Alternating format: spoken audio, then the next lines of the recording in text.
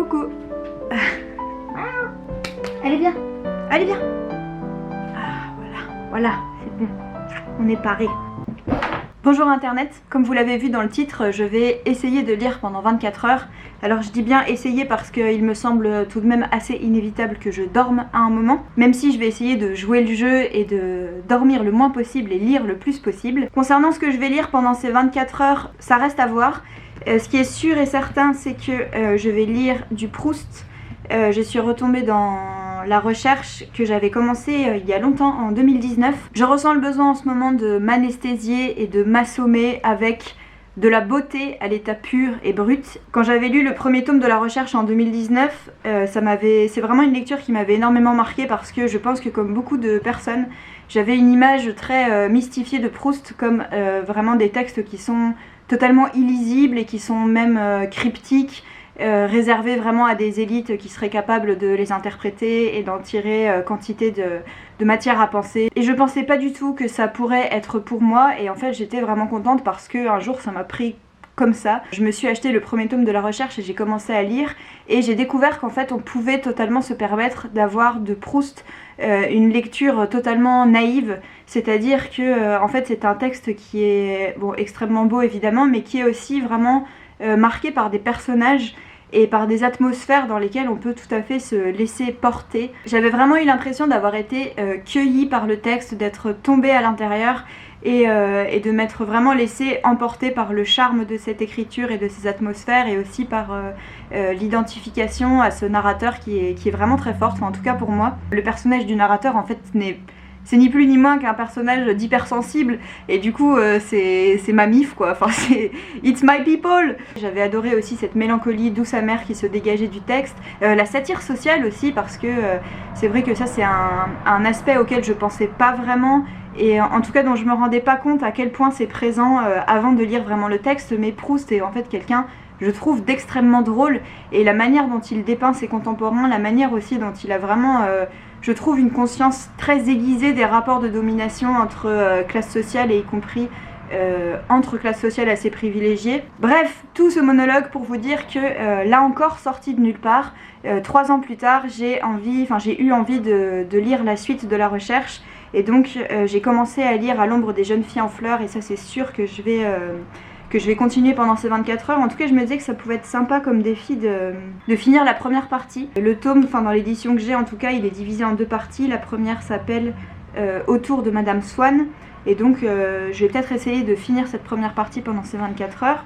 Et puis la deuxième chose que je vais lire avec certitude, et là vous allez voir, vous le savez si vous avez l'habitude de regarder mes vidéos, on passe encore complètement d'un registre et d'un style à l'autre, mais je vais terminer, et je pense que c'est la première chose que je vais faire, le deuxième tome des livres de la Terre fracturée de N.K. Jemisin.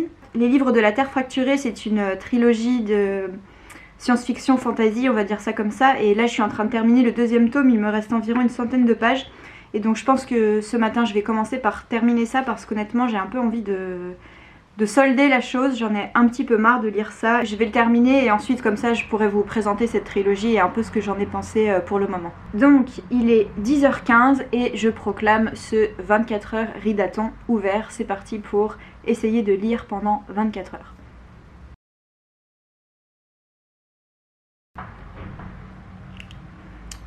Bon, alors il est 13h30, je viens de manger.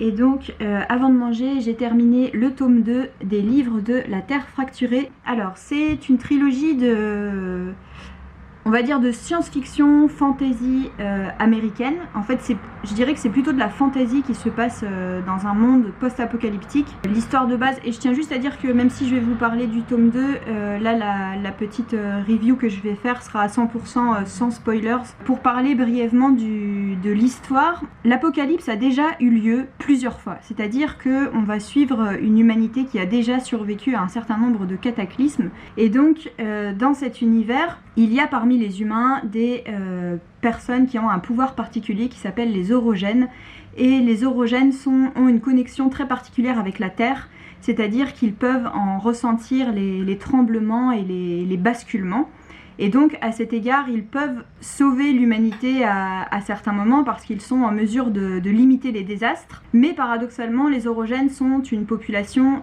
totalement discriminée et persécutée par les autres humains. Et donc dans le tome 1 on va suivre 3 personnages d'orogènes qui évoluent dans des espaces et dans des temps différents. Alors cette saga en fait je l'avais feuilletée en librairie.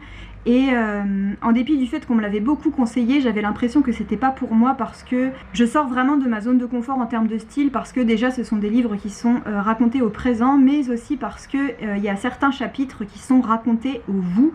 Donc à la deuxième personne du singulier je dirais, parce que c'est un vous qui est un vous de vouvoiement. Et ça c'est vrai que c'est le genre de figure de style avec lesquelles je peux avoir du mal. Donc d'abord quand j'avais feuilleté ces livres en librairie j'avais l'impression que c'était pas pour moi. Et puis grâce à une extraordinaire personne qui a une chaîne Twitch, et je vous mettrai le lien de sa chaîne Twitch en barre d'infos, j'ai fini par me lancer. Et en fait j'ai vraiment adoré le tome 1, j'ai trouvé ça extrêmement prenant, extrêmement original. Les choses qui me faisaient peur en termes de style en fait sont des choses auxquelles on s'habitue très vite.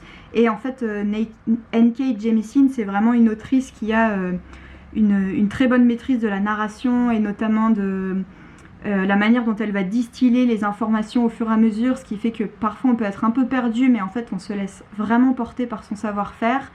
Il y a aussi des thématiques qui sont extrêmement fortes, c'est donc un récit qui parle beaucoup de xénophobie, de persécution, mais qui parle aussi voilà, de ce que les humains font à leur environnement. Et cette ambiance post-apocalyptique avec de la magie, etc., ça m'a vraiment énormément plu. Donc voilà, j'avais adoré le tome 1, et donc là le tome 2 que je viens de terminer, je suis un petit peu, enfin je suis même beaucoup plus mitigée. J'ai trouvé que là on avait vraiment le syndrome du deuxième tome on va dire. Je sais plus si je l'ai dit mais les livres de la Terre fracturée c'est une trilogie. Et c'est une trilogie qui a gagné 3 fois le prix Hugo. C'est-à-dire que à chaque fois que Jemisin sortait le nouveau tome de sa trilogie et remportait le prix Hugo à chaque fois. Et c'est très mérité parce que cet univers est vraiment très original, parce que ça recoupe des thématiques contemporaines qui sont vraiment essentielles, ça jette un regard qui est extrêmement rafraîchissant et extrêmement engagé dans la science-fiction. Mais pour ma part, j'ai quand même trouvé vraiment que ce tome 2 était très en dessous. On a en fait un début et une fin qui sont tous les deux fracassants, mais au milieu il y a vraiment une sorte de ventre mou. En fait dans le premier tome on suit 3 personnages qui ont vraiment énormément d'évolution et qui se déplacent aussi beaucoup dans l'espace, donc on découvre énormément de décors, énormément de villes, etc. Il y a vraiment un côté voyage post-apocalyptique d'ailleurs à certains moments qui me faisait même penser à La Route de Cormac McCarthy. Et là dans le tome 2 c'est beaucoup plus statique, même littéralement, parce qu'on a un des 2 personnages qu'on suit ici qui va rester du début à la fin au même endroit. Et il y a énormément de dialogues, donc ça c'est quelque chose que j'aime pas beaucoup. Le récit se perd un peu aussi en introduisant vraiment quantité de personnages secondaires dont honnêtement on se fiche un peu. C'est quand même un tome qui fait presque 600 pages et honnêtement il y a vraiment eu une grande partie où ça me tombait un petit peu des mains. Et en fait tout ce sentiment un peu de lassitude a été là vraiment complètement balayé par la fin. Là notamment les 100 dernières pages que j'ai lues ce matin, j'ai trouvé ça vraiment très prenant, très bien écrit, où là il y a vraiment d'un coup des ressorts narratifs qui ressortent avec des guerres, des villes assiégées, etc. qui redonnent véritablement un grand souffle épique à l'intrigue. Et donc malgré la lassitude que j'ai ressentie, c'est sûr et certain que je vais lire le 3e tome parce que ça m'intrigue quand même énormément. Et ce qu'il faut savoir aussi, c'est que dans cette saga, mais je trouve en particulier dans ce 2e tome, il y a un univers qui se construit beaucoup sur... et c'est un peu dur de vous en dire trop sans vous spoiler, mais en gros ce que je peux vous dire c'est qu'il y a vraiment quelque chose qui se forme, qui repose sur de l'immatérialité et sur parfois des formes de science-fiction et de magie qui touchent un peu à l'abstraction. Et en fait à cet égard dans ce tome 2 là je pensais vraiment très souvent à Dune. Et donc si vous avez aimé Dune et si vous aimez Frank Herbert, je pense que c'est vraiment le genre de récit qui peut vous plaire. Donc voilà, je lirai le tome 3 c'est sûr et certain, mais là je pense que je vais faire une petite pause. Et donc cet après-midi je crois que je vais me plonger dans Proust et ça va être très bien. Donc je vous en reparle un peu plus tard. Bon, c'est la déroute, c'est totalement la déroute. Il est 17h20 Et en fait je me suis endormie tout à l'heure. J'ai commencé à lire quelques pages de Proust et je me suis endormie. Ce qui devrait être interdit quand on fait des challenges comme ça, mais ce qui est compréhensible quand on passe plein de temps à lire. Du coup, je me suis réveillée et puis je suis sortie en ville pour m'aérer l'esprit et puis boire un café pour me redonner un petit coup de peps. J'avais aussi un colis à récupérer. Et donc j'ai lu environ 70 pages de À l'ombre des jeunes filles en fleurs, sachant que je l'avais déjà commencé un petit peu avant. J'adore, franchement ça me remet vraiment dans l'ambiance et dans tout ce que j'avais aimé du côté de chez Swann. C'est intéressant parce que ici le narrateur il est fin d'enfance, début d'adolescence je dirais, c'est pas très clair. Mais il est un petit peu plus âgé et en fait il commence vraiment à être très attiré par les arts. Du coup il y a des pages vraiment très belles sur les expériences artistiques fortes. Et là Proust parle pas mal d'écriture mais il parle aussi de musique et de théâtre. Et il y a notamment de très belles pages où le narrateur va voir en fait une actrice qu'il avait très envie de voir et il est complètement, enfin il vit des expériences esthétiques très fortes et d'autant plus fortes qu'il est je pense dans une sorte d'exacerbation, je sais pas si ça se dit, des émotions dues à son âge. Et ça je trouve ça vraiment très beau, ça m'a rappelé aussi des souvenirs d'émotions artistiques qu'on peut avoir quand on a ces âges-là et je trouve que c'est très bien écrit par Proust. J'ai l'impression que ça va être un tome, et il me semble que c'est ce que j'avais entendu auparavant, un peu plus mondain, dans le sens où on va être beaucoup dans voilà, les dîners, les salons, les choses comme ça, et c'est déjà présent dès le début du tome. On fait la connaissance d'un personnage qui s'appelle Monsieur de Norpois. Et Monsieur de Norpois, c'est un officier noble, très éminent. Et en fait, j'adore vraiment l'ironie, mais l'ironie très fine avec laquelle Proust décrit ce personnage. Et là, il y a un passage que j'ai absolument adoré, où le narrateur, qui est qui est un peu emprunté face à ce type de personnage, se retrouve à lui présenter un poème qu'il a écrit. Et c'est le père du narrateur qui a dit à son fils vas-y montre-lui un de tes poèmes, mais il lui a dit un peu comme ça, comme si ça n'avait pas d'importance.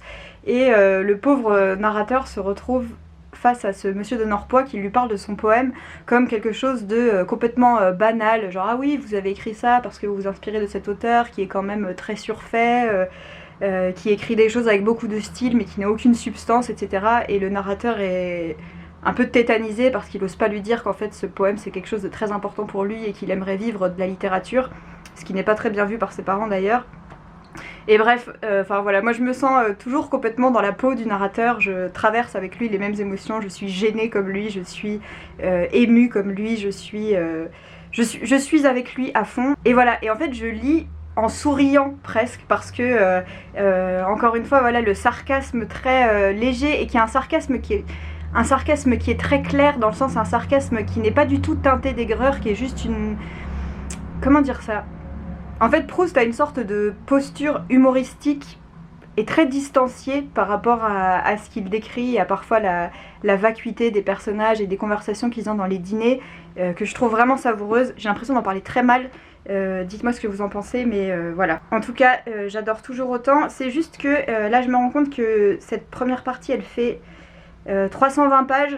Là, j'en suis à la page 112. Ça me semble quand même peut-être un peu présomptueux de penser que je vais lire cette première partie d'ici demain. On verra, mais ce qui est sûr, c'est que Proust, ça ne se lit pas à la même vitesse que de la science-fiction ou de la fantasy contemporaine. Et donc, je vais avancer autant que possible, mais peut-être que j'aurai pas terminé d'ici demain. Et donc, quand je suis allée boire un café en ville, je suis aussi allée récupérer un colis. Et en fait, c'est un colis qu'une personne avec qui je discute pas mal sur Instagram m'a envoyé. Et c'est un livre sur George Sand. Et en fait, elle me l'a envoyé parce que y a une dédicace de l'auteur à l'intérieur qui date de septembre 83. Alors je peux pas trop... Enfin, je vais essayer de vous montrer la dédicace, mais je voudrais juste cacher parce qu'il y a le nom de la personne à qui était destiné le livre à la base. On ne voit rien du tout. Si, on voit un petit peu. Voilà, il y a une dédicace de l'auteur qui date de 83 et ce qui est fou, c'est que il a écrit Nancy, septembre 83. Et Nancy, c'est la ville où je suis née. Donc voilà, c'est très charmant. En plus le livre a vraiment vieilli. C'est une biographie en fait de George Sand écrite par un journaliste et écrivain américain qui visiblement a passé du temps dans ma ville, ce que je trouve assez fou. Donc voilà, merci beaucoup à toi Cathy de m'avoir envoyé ce livre, ça me fait vraiment très plaisir. Et j'ai hâte de me plonger dans cette biographie de George Sand qui sera, je crois, la 4e que je lirai, un truc comme ça. Là j'ai pris un peu de... Enfin je me suis un peu calmée de mon obsession George Sand, je pense que j'en avais tellement mangé que j'avais besoin de faire une pause, mais au moment où j'aurais envie de m'y remettre, j'aurai donc cette biographie à lire. Voilà, donc là je vais continuer mon challenge et juste, en fait cet après-midi et puis là en marchant, je me disais que ça serait pas mal pour essayer de pas... perdre le fil du challenge parce que je me rends compte que ça va quand même très vite de se laisser absorber par son téléphone portable, par des séries Netflix, enfin par tout ce qui nous crée des distractions et qui est fait pour d'ailleurs. Je me disais que ça serait pas mal qu'à côté de Proust j'ai autre chose à lire ce soir et cette nuit, et notamment d'avoir des formats un peu courts pour, voilà, pour alterner un petit peu, et je savais pas trop ce que je pouvais sortir de ma bibliothèque. Et donc en allant chercher le colis et boire mon café, je suis passée devant une bouquinerie et j'ai trouvé pour 3 € un recueil de textes de Maggie O'Farrell. I am. Et en fait Maggie O'Farrell c'est une autrice contemporaine irlandaise qui fait je crois pas mal d'autofiction et dont j'ai pas mal entendu parler, j'ai l'impression, mais en même temps j'ai une idée assez floue de ce qu'elle fait. Et donc je suis tombée sur ce petit recueil qui est un recueil de 17 textes d'autofiction, enfin d'autobiographie, dans lesquels elle parle de 17 moments où elle a été confrontée à la mort. Et je sais pas pourquoi, le fait qu'il me tombe entre les mains à ce moment-là où je me disais qu'il fallait que j'ai un petit recueil de textes courts à lire, le fait qu'on reste dans quelque chose d'un petit peu introspectif, et en même temps que ce soit de la littérature contemporaine, donc assez, très digeste et facile à lire, à côté de Proust, je me suis dit que ça pouvait être pas mal. Dites-moi si vous connaissez Maggie O'Farrell, je crois qu'elle est quand même très lue, et ce que vous avez pensé de ces textes, s'il y a d'autres textes d'elle que vous recommandez. Mais en tout cas voilà, je vais essayer de la découvrir avec ce petit recueil de textes en parallèle de Proust. Et voilà, et on se reparle je pense un peu plus tard dans la soirée. Ok, bon, alors, quelle heure il est ? Il est minuit. Bon, il s'est passé pas mal de choses depuis tout à l'heure. Déjà, j'ai essayé de faire un live sur Instagram et ça a été un énorme échec parce que mon téléphone a bugué. Et puis ensuite, j'ai été un peu happée par d'autres choses, donc j'ai pas énormément lu. En fait, il y a une nouvelle enquête de Mediapart qui est sortie et qui met en cause un youtubeur que j'aimais bien, que j'appréciais beaucoup, et j'ai pas pu m'empêcher de tout... Enfin en fait ils ont fait une émission vidéo, ils ont sorti un dossier, et j'ai pas pu m'empêcher de tout lire et de tout regarder tellement je trouvais ça ahurissant, et tellement... Enfin c'est toujours tellement exactement les mêmes histoires, à base de, en fait, tout le monde savait, en fait, plein de gens savaient, et puis voilà. Bon, bref, j'ai trouvé ça hyper triste et hyper choquant, et donc ça m'a fait perdre un temps précieux, mais j'ai commencé le recueil de textes de Maggie O'Farrell, I am, et en fait, j'ai déjà lu les 100 premières pages. C'est un truc de fou, en fait. C'est trop bien. Je pense que je vais tout... À mon avis, je vais tout lire d'ici demain matin, ou je vais tout lire avant la fin du challenge parce que ça se dévore complètement. Dans ce recueil de textes, Maggie O'Farrell, que je découvre, raconte 17 moments dans sa vie où elle a été confrontée à la mort, et en fait 17 moments dans sa vie où elle a failli mourir. Et c'est écrit avec un style très simple mais qui est vraiment limpide, parfaitement... Je saurais pas comment dire ça, alors ça va être un peu difficile en plus de parler de ce livre à chaud, à mon avis c'est quelque chose auquel je vais repenser beaucoup plus tard et auquel j'aurai sûrement d'autres choses à dire plus tard, au sujet duquel j'aurai sûrement d'autres choses à dire plus tard, mais je vous raconte juste le premier texte.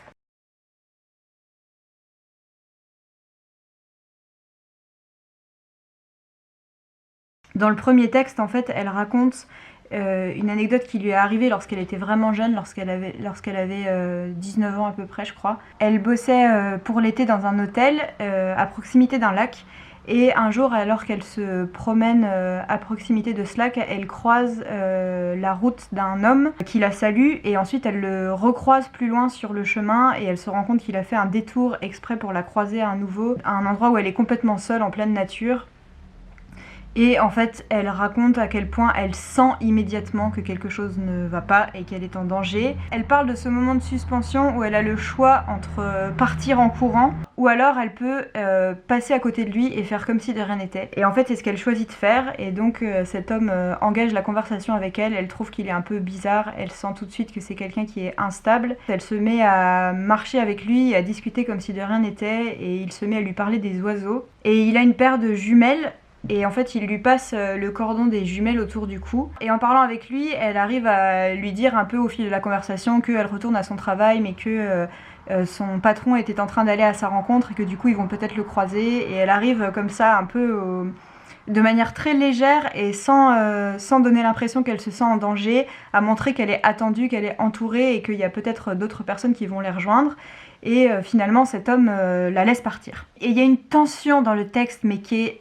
En fait, quand vous commencez à lire la nouvelle, il est impossible de s'arrêter, il est impossible de ne pas la lire d'une traite. Parce qu'en fait, on comprend en quelques lignes que Maggie O'Farrell a déjà vécu des violences dans sa vie, et notamment qu'elle a vécu des violences quand elle était enfant. Et donc, elle raconte à quel point, en fait, elle a comme développé une sorte de sens, une sorte d'hypervigilance qui fait qu'elle perçoit très vite. Et ça, c'est quelque chose dans lequel je me suis tellement retrouvée et dans lequel je pense qu'il y a vraiment énormément de gens qui peuvent se retrouver, de sentir en fait l'atmosphère qui est en train de changer et comme l'air qui prend une autre densité, une autre forme, et qu'en fait même s'il ne s'est rien passé, elle a très bien perçu qu'elle était en danger, et donc le lendemain elle décide d'aller au commissariat, de porter plainte. Elle fait la file d'attente devant le commissariat au milieu de gens qui viennent signaler des vols ou un chien qui a disparu ou je ne sais pas quoi. Et en fait lorsqu'elle se retrouve devant le policier, elle explique ce qui s'est passé et le policier se moque un peu d'elle en lui disant « Ah oui d'accord, il vous a prêté ses jumelles et il vous a parlé des oiseaux, comme c'est effrayant ». Elle se sent complètement désemparée parce qu'elle est très jeune à ce moment-là et qu'elle n'ose pas insister. Elle explique aussi que plus tard dans sa vie, elle aurait beaucoup mieux réussi à insister, mais que sur le moment, elle n'arrive pas à convaincre le policier que vraiment il faut retrouver cet homme, qu'il est dangereux et que s'il lui a pas fait de mal à elle, il l'a peut-être fait à d'autres personnes ou il va peut-être le faire à d'autres personnes. Et voilà, l'histoire semble s'arrêter là et plus tard... alors qu'elle est toujours en train de travailler dans cet hôtel, un jour elle voit une voiture de police s'arrêter devant l'hôtel et elle comprend immédiatement que les policiers sont là pour la voir. Il l'emmène avec son patron qui veille sur elle parce qu'elle est encore très jeune dans une pièce où ils lui font revenir sur son témoignage et en fait ils lui demandent de reconnaître l'homme sur une série de photos. Donc elle le désigne, elle le reconnaît. Et elle apprend en fait que cet homme vient de tuer une femme sur le même chemin où elle l'avait rencontrée. Il a étranglé une femme avec le cordon de ses jumelles et il l'a assassinée et enterrée sur le chemin où elle se promenait. Voilà, donc autant vous dire que j'ai lu ça, ça m'a... C'est tellement glaçant, c'est tellement percutant et en même temps il y a une telle sobriété et une telle justesse, une telle pudeur aussi... avec lesquels Maggie O'Farrell racontait cette histoire. C'est vraiment fou, enfin, franchement ça me laisse presque sans voix. J'espère que je réussis par mon récit à vous transmettre un peu du choc que ça a été de lire ce texte. Et donc en fait tous les suivants sont vraiment du même acabit. Alors ça concerne pas forcément une agression, là on va dire qu'elle commence par quelque chose qui est extrêmement choquant. Je ne sais pas s'il y aura d'autres choses aussi choquantes par la suite, mais on sent quand même qu'il traverse le texte et qu'il traverse d'autres fois en fait où elle a frôlé la mort de façon complètement différente, hein, parfois où elle a manqué de se noyer, ou parfois où elle a eu des problèmes de santé, des choses comme ça. Mais en fait pour l'instant là où j'en suis, tout ce qui traverse le texte c'est vraiment des formes de violence et en fait des formes de violence éminemment sexistes. Il y a aussi un des textes que j'ai lu qui parle de manière vraiment pareil, encore une fois très glaçante et extrêmement choquante, de violence obstétricale, je crois que c'est comme ça qu'on dit, de violence qu'elle a subie de la part d'un médecin dans le cadre de son accouchement, qui pensait qu'elle exagérait, qu'elle mentait et qui lui a refusé une opération qui a failli lui coûter la vie. Bref, waouh, ça décoiffe vraiment. Et là on a vraiment comme à chaque fois, chaque nouvelle commence par une partie du corps. Donc par exemple celle que je viens de vous raconter, ça commence par le cou et on a une illustration à chaque fois. Donc dans chaque nouvelle on va s'intéresser à... Enfin ça va partir entre guillemets d'une partie de son corps qui a été la partie de son corps qui était menacée. Et en fait du coup à travers ces textes et à travers ces titres de textes, on a vraiment comme une cartographie de la douleur et comme une cartographie en fait des violences sexistes, de toutes les formes qu'elles peuvent prendre. En tout cas, pour l'instant, c'est comme ça. Et je trouve ça hyper fort, quoi. Je trouve ça vraiment hyper percutant. Encore une fois, avec cette écriture toute en sobriété. Donc voilà. Je sais pas si c'est très bien la manière dont j'en parle, mais en tout cas, j'aimerais bien transmettre le fait que ça m'a vraiment frappée et que donc là, j'ai lu les 100 premières pages quasiment d'une traite.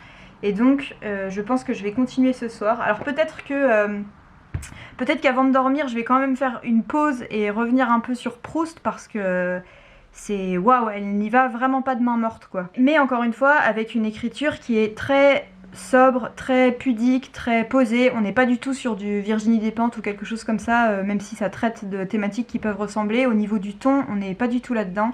C'est vraiment très sobre. Et voilà, donc évidemment, trigger warning plus, si c'est des thématiques qui vous touchent, ça nous touche toutes de toute façon, mais qui vous sont très difficiles à lire et à entendre, vraiment ne lisez pas ce livre. Mais si vous le sentez, pour l'instant en tout cas, vraiment je recommande à fond. Et donc je disais qu'avant de dormir, je vais quand même sûrement me refaire une petite pause avec Proust, revenir un peu dans les salons douillet de la bourgeoisie et de la noblesse. Je pense que ça peut un peu me faire du bien pour me remettre après ça parce que c'est vraiment une lecture hyper forte quoi. Voilà, je pense pas que je vais refilmer ce soir, on se voit demain matin pour faire le bilan, mais ce que je peux déjà dire c'est que je suis vraiment très contente de l'inspiration que j'ai eue là tout à l'heure d'acheter ce recueil. Vraiment pour l'instant c'est une très très bonne lecture quoi.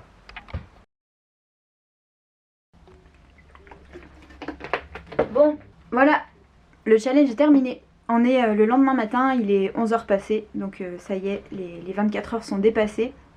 Moi aussi je suis un petit peu dépassée, je suis un peu fatiguée parce que j'ai lu vraiment jusqu'à très tard hier soir. Alors j'ai continué à lire Proust, pas énormément, donc j'ai pas énormément de choses à dire là-dessus, juste du coup je confirme qu'en fait là le narrateur est vraiment quand même allègrement sorti de l'enfance, puisqu'il commence à y avoir les premiers émois, les premiers micro-événements physiques, enfin voilà, de la découverte un peu de la sexualité, etc. C'est vraiment très joliment écrit, j'adore. Et il y a aussi... Enfin, on retrouve aussi vraiment la thématique un peu de la maladie, de l'infirmité. Et ça, pareil, ça va vraiment m'intéresser de voir comment Proust va développer cette thématique avec l'évolution de l'âge du narrateur. Et donc ce thème de l'infirmité et de la maladie allait vraiment... Enfin, était raccord avec donc le livre que j'ai terminé qui est I Am de Maggie O'Farrell. Franchement, énorme claque. Enfin vraiment, je reste sur ce que j'ai dit hier, j'ai absolument adoré ce recueil de textes. En fait c'est quand même beaucoup plus varié que ce que je pensais, dans le sens où Maggie O'Farrell ne s'intéresse pas uniquement aux violences sexistes. On a toutes sortes de violences et toutes sortes de mises en danger de soi-même et d'autrui qui sont questionnées dans ce roman, enfin dans ce recueil de textes. Et c'est difficile d'en parler. J'aimerais tellement vous convaincre de le lire parce que j'ai absolument adoré. Alors faut savoir que j'aime énormément l'écriture de soi, en particulier quand il s'agit d'autrices. Je pense qu'il y a eu des périodes de ma vie où j'ai lu que ça, des mémoires, de l'autofiction, des choses comme ça. Et ça faisait vraiment longtemps que j'avais pas lu un texte dans ce genre-là, dans ce registre-là, qui m'avait autant frappé, que j'avais trouvé aussi original. Il y a certains textes qui m'ont vraiment mis les larmes aux yeux, notamment il y a un texte qui est un gros trigger warning si ça vous touche, mais il y a un texte où elle raconte une fausse couche, et la manière dont elle en parle avec cette écriture encore une fois très pudique mais très précise à la fois, moi ça m'a vraiment touchée en plein cœur. En fait Maggie O'Farrell raconte aussi que quand elle était petite elle a eu une maladie, enfin c'est une des premières fois d'ailleurs où elle frôle la mort, elle a eu une encéphalite, une maladie du cervelet. Attendez, je remets un peu de lumière. Une maladie, excusez-moi si vous êtes en médecine et si c'est pas précis ce que je dis, mais en gros une atteinte au niveau du cervelet qui a failli lui coûter la vie, qui a failli lui coûter la capacité de marcher, de se mouvoir, et qui en tout cas toute sa vie a eu un impact très fort dans sa façon de se mouvoir, sa façon de percevoir l'espace, etc. Qui l'a vraiment handicapé quand même assez fortement, et qui a eu du coup des répercussions assez fortes, et qui est en cause en fait dans beaucoup des moments où elle a frôlé la mort qui sont racontés dans ce livre. Et en fait je trouve que ce qu'elle raconte qui lui est très personnel, moi m'a tout de même énormément parlé parce que ça m'évoquait le fait, enfin la difficulté en fait à connaître ses propres contours, la difficulté à avoir conscience de l'espace qu'on prend, de la place qui est la nôtre et le fait que cette place peut nous être rappelée par le danger et rappelée par la douleur et que parfois nos contours se dessinent par les choses qui nous ont heurtés ou les choses qui ont failli nous tuer. Bref, je pars un peu dans tous les sens, j'espère que ça vous parle en tout cas d'une manière ou d'une autre ce que je raconte. Seul bémol, seule chose qui m'a déçue, Maggie O'Farrell parle énormément du voyage et elle en parle, vous savez, un peu sur ce mode citoyenne du monde. On voit que c'est quelqu'un qui a vraiment beaucoup voyagé, y compris beaucoup voyagé dans des pays très défavorisés. Et il y a des choses qui sont, que je trouve assez difficiles à lire par rapport à ça, notamment il y a un des textes où elle raconte un virus ou je sais plus quoi, quelque chose qu'elle a attrapé lorsqu'elle était en voyage en Chine il me semble. En tout cas c'est une situation de laquelle elle ne se sort et de laquelle elle ne survit que parce qu'elle est blanche et occidentale. Et ça c'est quand même très pénible à lire, surtout que ça n'est pas tellement questionné. Il y a même des pages où Maggie O'Farrell parle du voyage en faisant un éloge très dithyrambique, très, vous savez, le voyage nous rend meilleurs, le voyage transforme notre plasticité par rapport à ce qui se passe, etc. Et sans questionner en fait ce qu'il y a d'extrêmement privilégié dans la possibilité de se mouvoir partout dans le monde, etc. Et bref, moi ça m'a dérangée, je suis pas vraiment d'accord avec ça et c'est un petit peu le seul point négatif que je peux relever du livre. En tout cas le reste j'ai absolument adoré. Ce que j'ai adoré aussi c'est que, enfin, il y a certaines situations qu'elle raconte qui sont vraiment mais glaçantes, qui sont horribles et en fait elle parvient très bien à retranscrire la poussée d'adrénaline, c'est-à-dire qu'on devient complètement captive ou captif du texte avec elle, il y a un suspense qui est insoutenable et on vit les choses avec elle vraiment très fortement quoi. Donc bref, je m'arrête, je reviendrai peut-être sur ce livre quand il se sera un petit peu déposé, enfin quand du temps aura un petit peu passé. En tout cas là mon impression à chaud c'est que j'ai vraiment adoré, très gros coup de cœur. Enfin bref, j'ai vraiment envie de découvrir le reste de son œuvre et je vous conseille très fortement ce petit recueil. Voilà, c'en est tout pour ce challenge, j'ai adoré faire ça, je pense que je devrais faire ça plus souvent. J'espère en tout cas que ça vous a plu et puis moi je vous dis à très bientôt pour une prochaine vidéo.